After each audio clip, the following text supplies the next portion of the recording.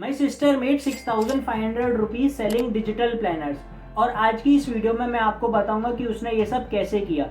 लेकिन उससे पहले हम ये जान लेते हैं कि इन सब की स्टार्टिंग कैसे हुई थी।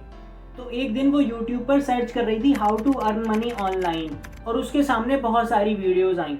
उसमें से एक वीडियो के अंदर उसे ये जानने को मिला कि हम कैसे अपने डिजिटल प्लानर्स को बना सकते हैं और उन्हें सेल करके पैसे कमा सकते हैं। अब इतनी सारी वीडियोस देखने के बाद उसको आइडिया तो हो चुका था कि उसको बेचना क्या है, लेकिन बेचने के लिए प्रोडक्ट होना भी तो चाहिए।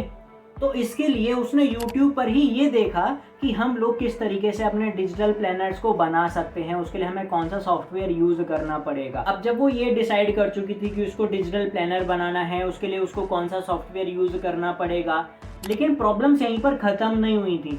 अब उसके सामने एक मेन प्रॉब्लम आ रही थी कि उसको कौन सा कलर यूज करना है, कैसा डिजाइन रखना है, किस थीम पर बनाना है। क्योंकि जब प्रोडक्ट को बेचने की बात आती है तो हमारा जो प्रोडक्ट है वो दूसरों से यूनिक होना चाहिए, तभी लोग उसको खरीदते हैं। और उसने तो आज तक कोई प्रोडक्ट बेचा तो क्या, बनाया भी नहीं था, इसलिए उसको ये सारी प्रॉब्लम्स फेस करनी पड़ रही थी।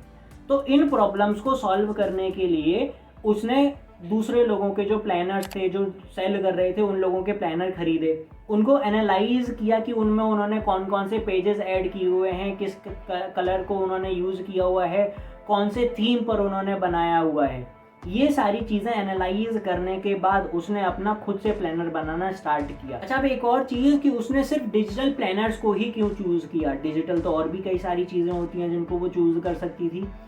तो उसको इसमें इंटरेस्ट था, उसको ये अच्छा लगा, इजी लगा बनाने के लिए, तो उसने ये वाला प्रोडक्ट चूज किया था। इसलिए वो डेली इस पर कुछ ना कुछ काम करती थी, कुछ ना कुछ न्यू क्रिएट करती थी, और ऐसे करके उसको पूरा 1 महीना लगा था अपना पहला डिजिटल प्लानर बनाने के लिए। अब बात करते हैं कि उसने प्लानर बनाया कैसे। तो उसके लिए उसने कैनवा का यूज किया। अब वहां पर भी एक प्रॉब्लम थी कि हमारा जो डॉक्यूमेंट है वो 100 पेज से ज्यादा का नहीं हो सकता। अब इस चीज़ की वजह से भी काम बीच में रुक गया था।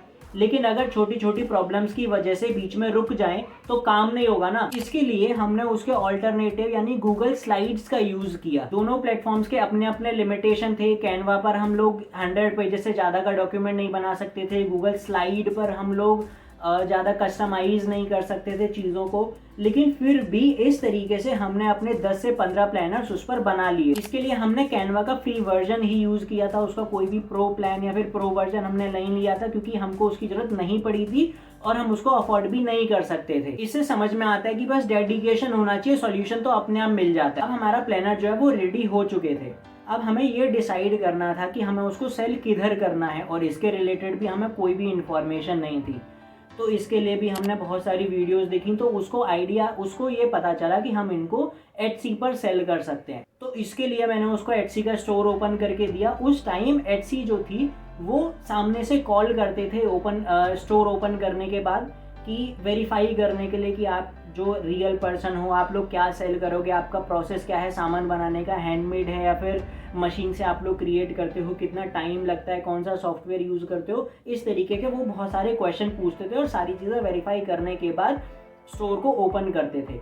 अभी जब स्टोर भी ओपन हो गया, अब यहाँ से हमारा मेन काम स्टार्ट होता है, क्योंकि अभी तक तो छोटी छोटी प्रॉब्लम्स आ रही थी कि सॉफ्टवेयर हमें इतनी लिमिटेशन दे रहा था, किधर बनाना है, कैसे बनाना है, कलर का, थीम का, ये सारी प्रॉब्लम्स थी। लेकिन अब जब ये सारी प्रॉब्लम्स पार हो चुकी थी, हमने ये डिसाइड कर लिया था कि क्या बनाना है, प्रोडक्ट को बना भी चुके थे, अब आती थी बात उसको सेल करने की। स्टोर भी हम लोगों ने क्रिएट कर लिया, लेकिन सेल करने के लिए हमारा प्रोडक्ट यूनिक होना चाहिए। प्रोडक्ट यूनिक बनाने के लिए हमें उसको दिखाना पड़ेगा दूसरों को कि हाँ, हमारा प्रोडक्ट जो यूनिक है। तो अब यहाँ पर मेन चीज़ थी कि हमें उसकी इमेजेस क्रिएट करनी थी। तो उसने ये काम मेरे को दिया था कि इमेजेस क्रिएट करना लिस्टिंग के लिए। तो इमेजेस क्रिएट करने के लिए भी मैंने कैनवा का ही यूज़ किया था। कैनवा की हेल्प से मैंने उसकी लिस्टिंग इमेजेस बनाई जो ऑडियंस को दिखेगी, जो लोगों को दिखेगी, जिससे उन्हें पता चलेगा कि हाँ, इस प्लानर के अंदर ये चीज़ें अवेलेबल हैं। इसके लिए भी बहुत रिसर्च करना पड़ा था कि कैसे बनाना चाहिए, लोगों को क्या क्या दिखाना चाहिए, क्या क्या नहीं दिखाना चाहिए, ये सारी चीज़ें की। उसके बाद में इसको बनाने में भी काफ़ी टाइम लगा। प्रोडक्ट को लिस्ट करने के लिए उसकी इमेज, उसका टाइटल, उसका डिस्क्रिप्शन, ये सब इस तरीके से लिखना था कि यार लोगों को दिखाई दे और लोग जो है उसको सेल करें, सर्च में मतलब रैंक कराना था।